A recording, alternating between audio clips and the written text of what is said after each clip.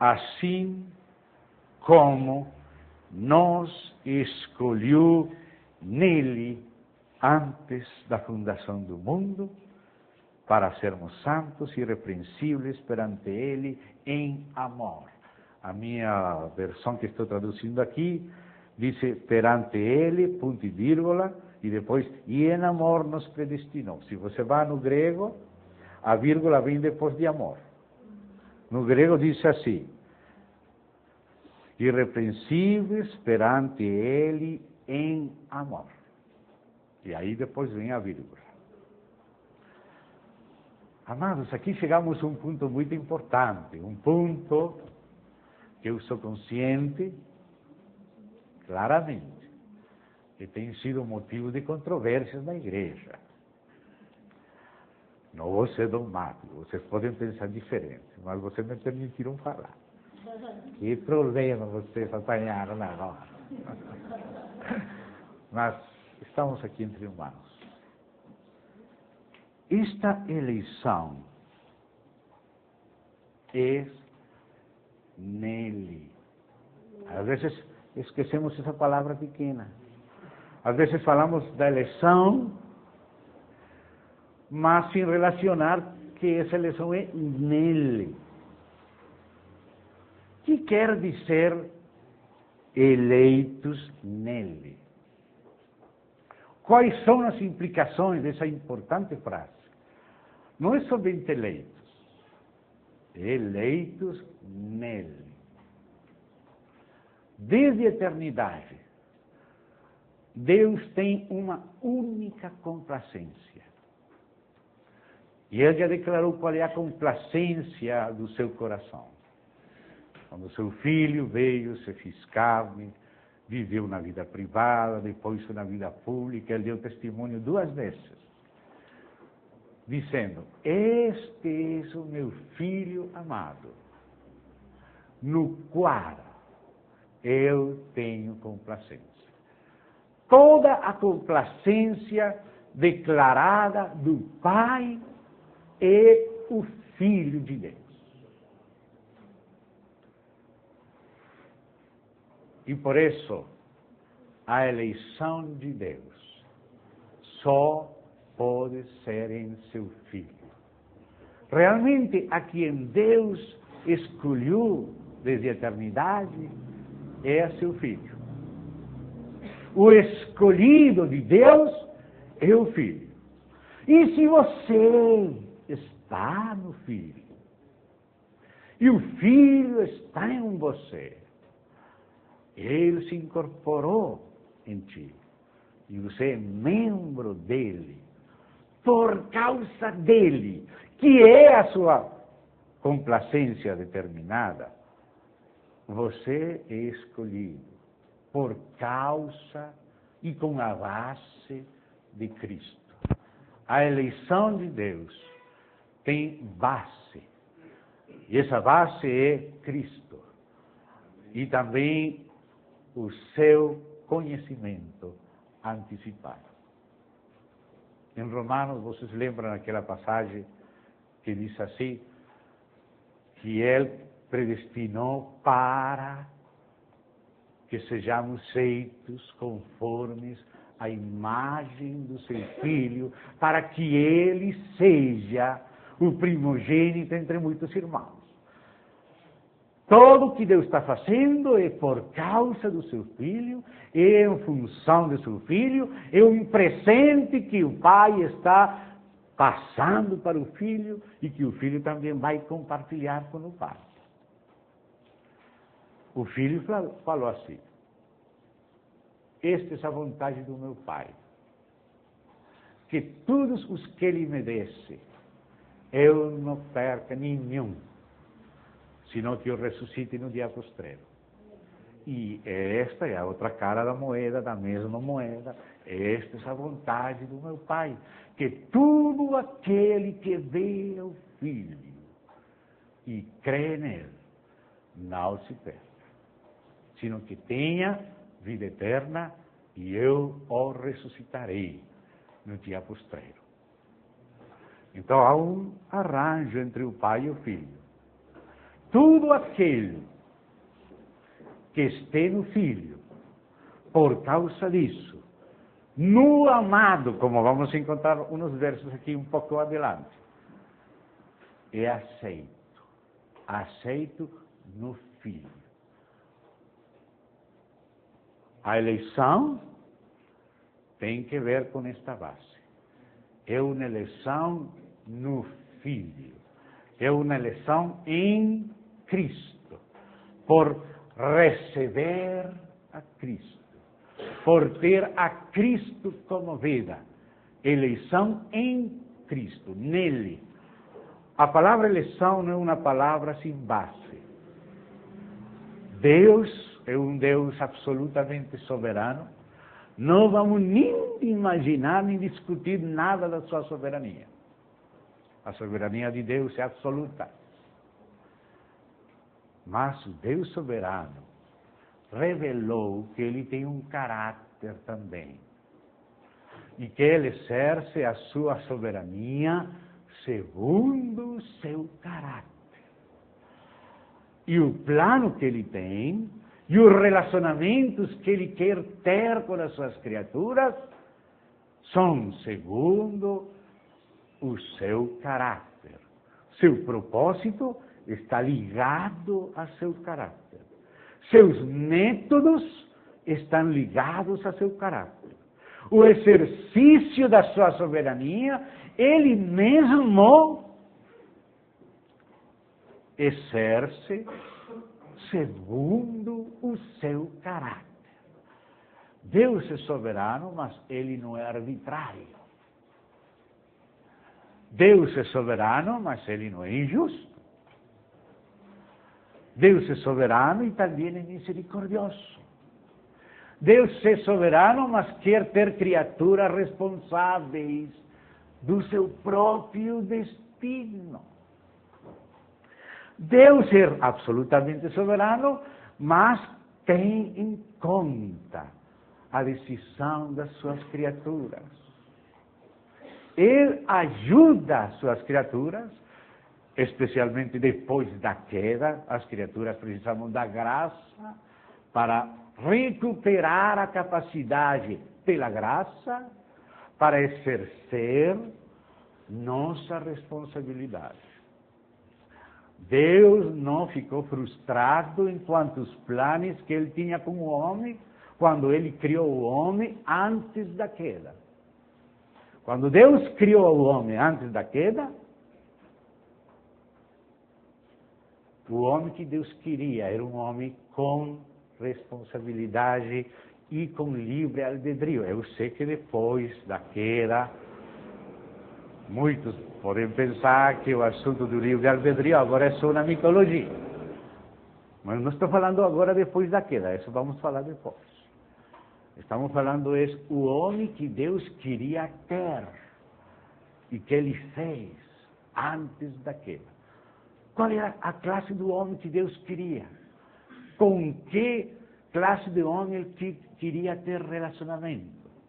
Com um homem responsável, um homem livre, um homem que não era forçado, ainda que Deus teria o direito de forçar, porque Deus criou criaturas que têm que obedecer forçadamente à sua vontade. Os planetas têm que girar, as galáxias têm que girar, tem muitas criaturas que não são pessoas, que estão obedecendo cegamente à vontade de Deus. Mas o caráter, a excelência de Deus, queria criar umas criaturas à sua própria imagem, que tivessem com ele um tipo de relacionamento como aquele que ele tem com seu filho.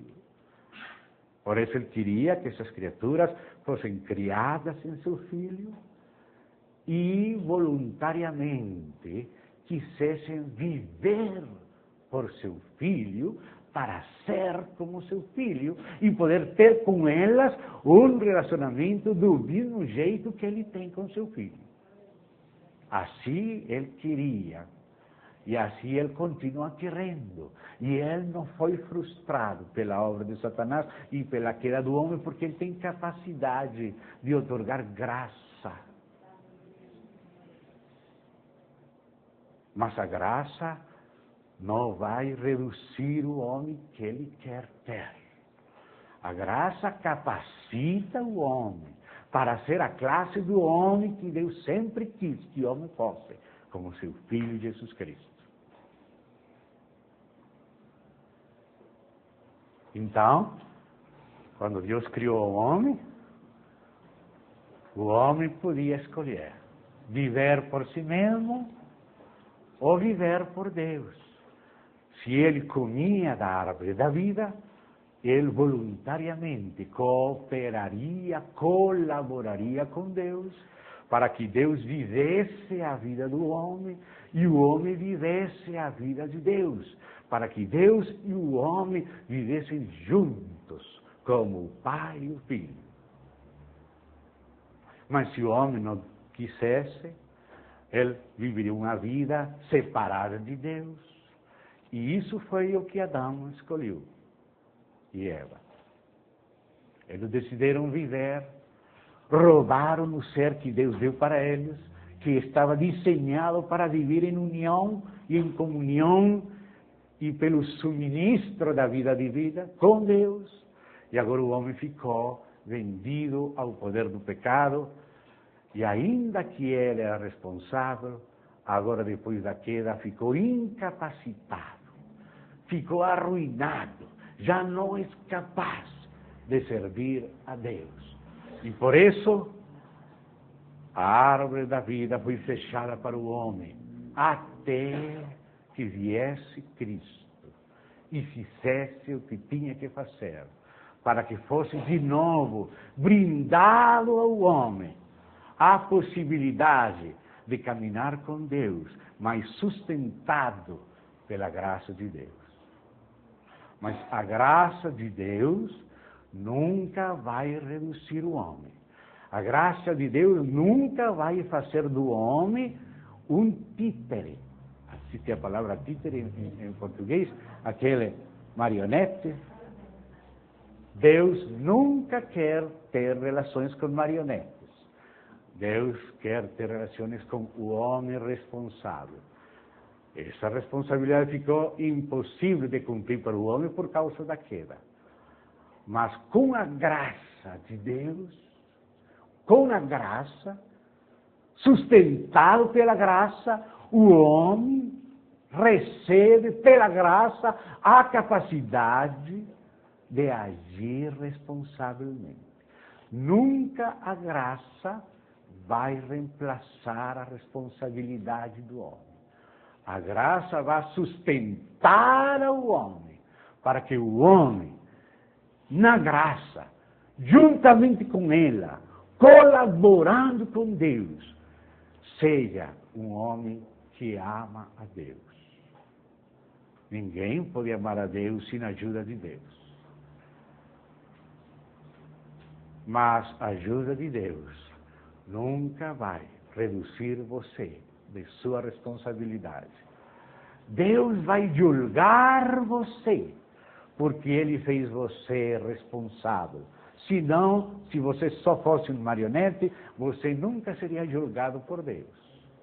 Se Deus não quisesse que você fosse responsável, e que a sua responsabilidade determinasse o seu destino eterno, você não seria julgado. Mas ainda que Deus quer que todo homem seja salvo, Ele não vai obrigar ninguém. Ainda que Deus não quer que ninguém pereça, Ele não vai impedir ninguém. Deus quer que todos sejam salvos. Ele não quer que ninguém pereça, mas muitos vão perecer e muitos não vão ser salvos, não porque Deus não quer, não porque Deus não poda, porque Ele é soberano e é todo-poderoso, mas Ele decidiu na sua soberania respeitar a decisão do homem. Agora, depois da queda, a decisão do homem sempre vai ser ruim, mas com a graça, não. Se eu não tivesse vindo, disse Jesus, não seriam culpados. Mas agora eu já vim, agora eu fiz o que ninguém fez, falei o que ninguém falou. Sem causa me aborreceram. E esta é a condenação, que a luz veio ao mundo e os homens amaram mais. Esse é o problema. As trevas que a luz. Que amaram. Deus busca algumas coisas que nós não sabemos. Porque Ele tem coisas que não revelou. As coisas segredas só pertencem a Ele. Mas Ele revelou algumas coisas. Ele busca ser adorado. Ele busca ser amado. Não por marionetas, sino por pessoas responsáveis e provadas. Que, logicamente, agora, depois da queda, temos que ser sustentadas pela graça e nossa responsabilidade. Então, o sustento da eleição é que a eleição é em Cristo e é segundo o conhecimento antecipado de Deus. Aos que antes conheceu, a estes predestinou. Deus revela que há uma ligação entre a eleição e a predestinação com o seu conhecimento. Pedro também fala, eleitos segundo a presciência de Deus. A presciência de Deus é o conhecimento antecipado de Deus. Deus não tem que esperar para saber. Por isso diz em Romanos, aos que amam a Deus, todas as coisas ajudam a bem. Isto é, aos que conforme seu propósito são chamados. As duas caras da mesma moeda. Por este lado a moeda diz, os que conforme seu propósito são chamados. A outra cara da moeda diz, os que amam a Deus. Os que amam a Deus são os mesmos que conforme seu propósito são chamados. Ninguém podia amar a Deus depois da queda. Mas Deus tem um juízo insondável, que ninguém pode sondar. Ele conhece tudo. E Ele escolheu em Cristo, porque Cristo é quem ama a Deus. Os que lhe receberam, lhes deu potestade de ser feitos filhos de Deus. Não pense que a graça de Deus não é resistida. Estevão falou, vocês recebem sempre o Espírito Santo. Todo o tempo da vida do homem, o Espírito Santo está trabalhando com o homem. Por que veio o dilúvio? Porque disse assim Deus. Ele estava lutando com o homem todo o tempo. E disse Deus, já não vou mais lutar com o homem. Porque todo o pensamento deles, tudo, é somente humano. Mas Deus estava lutando com o homem.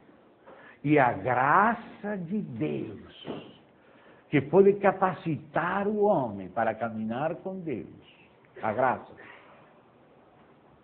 pode ser resistida, porque Deus não quer obrigar o homem. Quando Ele queria ter uma casa, um tabernáculo, um santuário, que figura da igreja, da noiva, da humanidade que Ele sempre quis. O primeiro requisito que Ele pediu para Moisés, que seja espontaneamente, voluntariamente, ele que quiser, da sua vontade, trazer oferta para o meu santuário. Deus não quer ter um relacionamento com uma mulher de goma. Ela tem que ser uma mulher de goma, de plástico.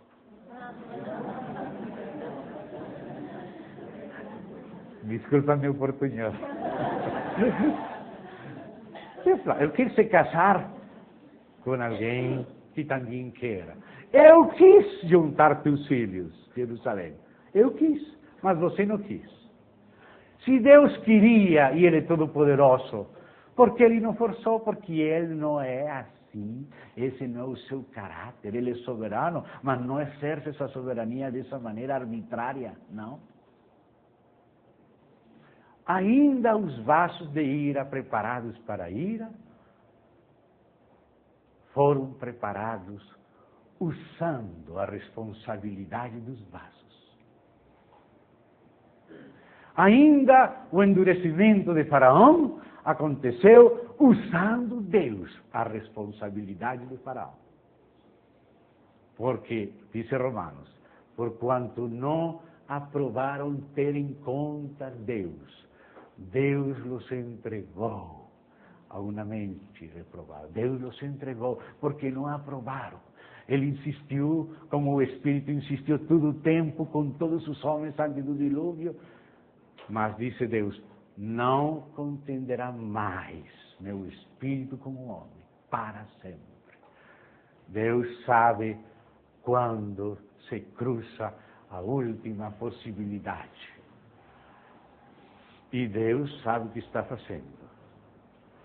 Ele está concedendo graça, concedendo tempo, mas não está forçando. Ninguém pode seguir a Deus sem sua ajuda. Mas Deus não quer forçar a sua ajuda. A graça vem para devolver a capacidade do homem se fazer responsável na graça. O homem não pode ter força sem graça. Sempre temos que louvar a Deus pela sua graça. Mas Ele usa a sua graça respeitando a responsabilidade do homem e permite ao homem resistir ou não o seu Santo Espírito. Tudo isso está implicado nessa frase. Eleitos em Cristo, escolhidos nele. Não é uma eleição arbitrária. A eleição de Deus é Cristo. E Ele quer que todo mundo receba Cristo. Cristo morreu não somente pelos nossos pecados, disse João, sino também pelos de todo mundo. E Ele quer que todo mundo seja salvo. E se não são salvos, não é porque Deus não queira, nem porque Deus reteve a sua graça, sino porque a sua graça, sem causa, foi rejeitada. E por isso são culpados da sua responsabilidade ingrata e vão ser justamente condenados. Ainda que Deus use o que fez Judas, Judas vai estar no inferno pela sua própria culpa. O diabo vai estar no lago de fogo também pela sua própria culpa. Ninguém estará no inferno e no lago de fogo por culpa só de Deus. Tenha certeza que cada homem que está no inferno, Deus queria sinceramente a sua salvação. Mas Deus faz responsável aquele que está no inferno por resistir à sua graça e o seu Espírito. Eleitos, escolhidos nele. Antes da fundação do mundo, porque ele não precisa esperar para saber, ele é onisciente. Os que antes conheceu, a estes predestinou. E aos que predestinou, a estes chamou. Os que chamou, a estes justificou. Os que justificou, a estes glorificou. Eleitos segundo a presciência de Deus. Eleitos nele. Cristo, o objeto da sua eterna eleição. Agora fala, eleitos para sermos santos. Alguns dizem, eu sou eleito, agora já Deus me escolheu, salvo sempre salvo, agora vou para a festa, vou tomar cerveja, vou ir na prostituição. Não. Eleitos em Cristo, para sermos santos, irrepreensíveis perante Ele em amor. Eleitos em amor, esse amor é de Deus, e esse amor também é o amor que Ele quer que tenham seus eleitos por Ele entre si, nele e por Ele. Eleitos para sermos santos e irrepreensíveis perante Ele em amor. Vírgula. Aí é a vírgula correta.